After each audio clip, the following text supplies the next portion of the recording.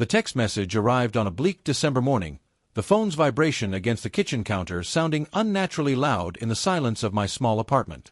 It was from my sister, Karen, the self-appointed manager of all family communications. The words were clipped and efficient, devoid of any warmth or unnecessary sentiment. Asterisk, Hi Alex. Quick update on Christmas this year. Mom and Dad's place is really crowded with everyone, and honestly, things have been a bit tense since last year's. Well, you know. We all think it might be best if you sit this one out. Gives everyone a chance to reset. Hope you understand. Asterisk, I read it 3 times. The sting was not in the exclusion itself. Our family gatherings had long been a masterclass in subtle disapproval and competitive one-upmanship, but in the casual, almost bureaucratic way it was delivered.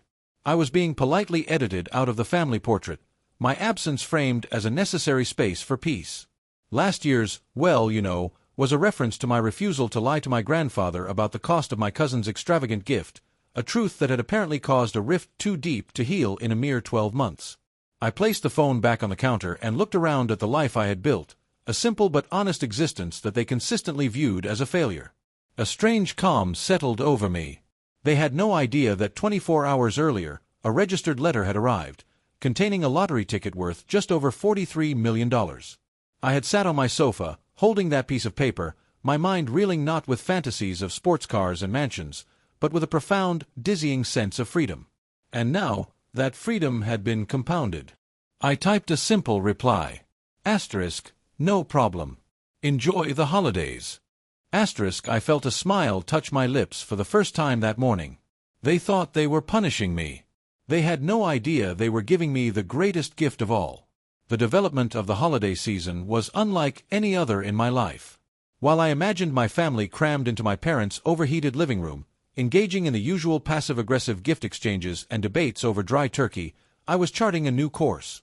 The first thing I did was not cash the ticket. I placed it in a safety deposit box, along with the quiet, ironclad advice of a lawyer and a financial manager I had retained with the last of my savings. Their fees were an investment in my silence. I went about my days as usual, working my modest job at the local library, but my inner world had been utterly transformed. The pressure to prove myself, to finally meet their elusive standards of success, had evaporated. Their rejection had been the final, necessary severance. I spent Christmas Eve not in a state of lonely self-pity, but in a state of peaceful, exhilarating planning. I researched charitable foundations.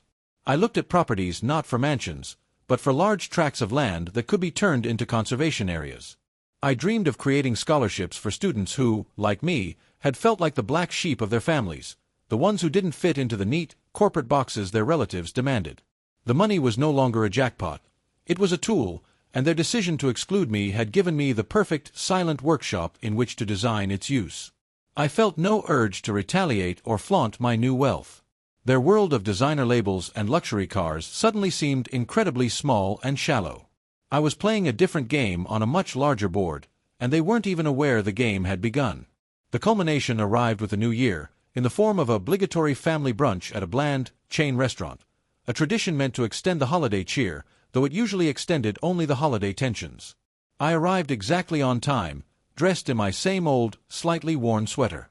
I was calm, a deep, unshakable serenity that seemed to unnerve them from the moment I sat down. The meal proceeded as usual.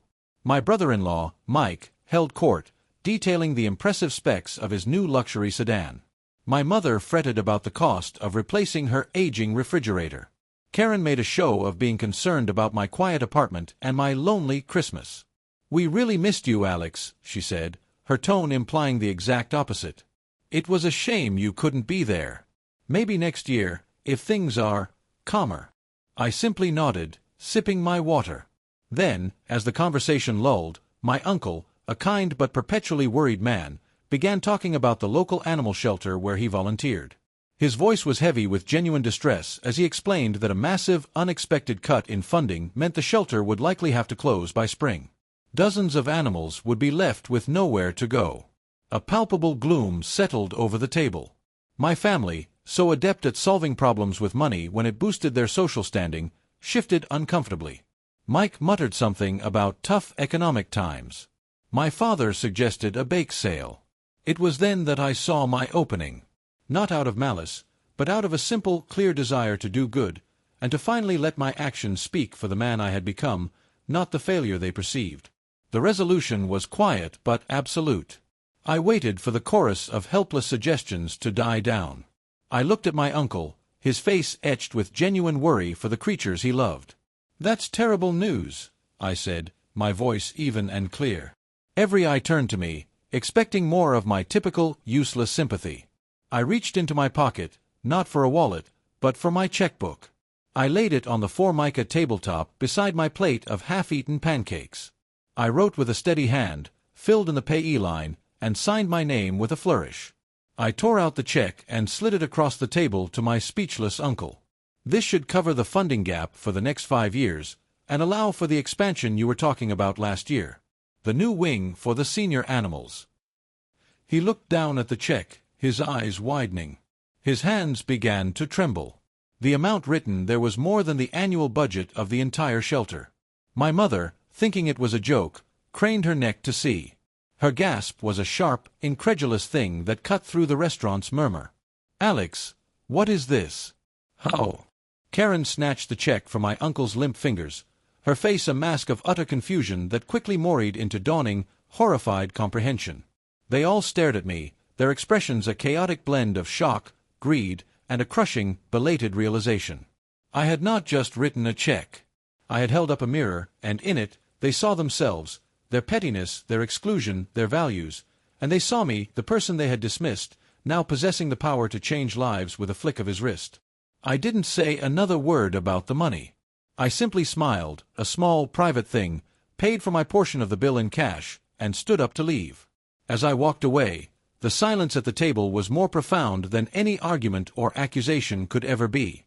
They were left with the echoing truth of their own choice, and the devastating knowledge that the person they had tried to make small was, and had always been, infinitely larger than they could ever imagine.